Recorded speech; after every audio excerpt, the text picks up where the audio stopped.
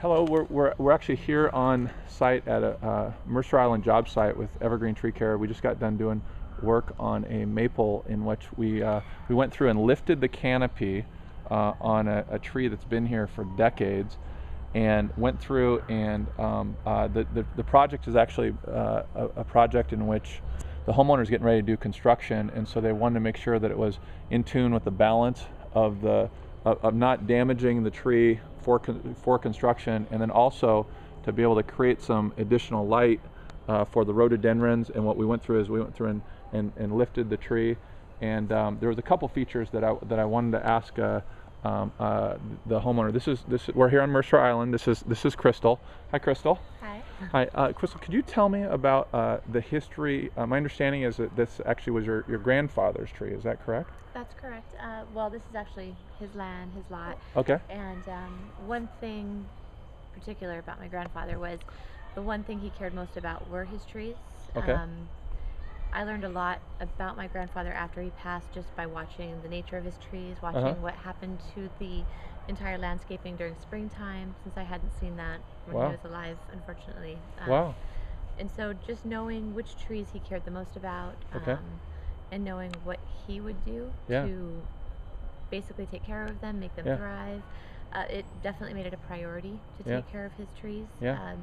We're getting ready to do this major construction, and some of his most prized trees are right up against the house, so we had to do a lot of replanting, moving, and restructuring of the yard to allow light to those areas.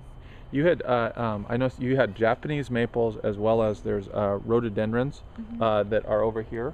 That I personally saw the holes that you dug, and you dug like 3-foot hole monster craters to be able to move these, and then so you guys, you and your husband Doug had actually gone through, replanted all these, put this immense amount of work into it.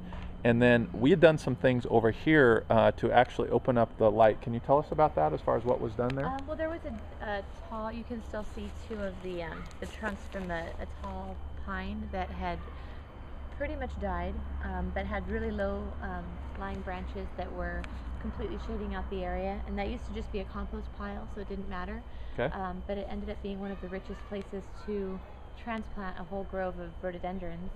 So by capping the tops off of them, we were able to keep the architecture of the tree, keep it as a nice climbing structure.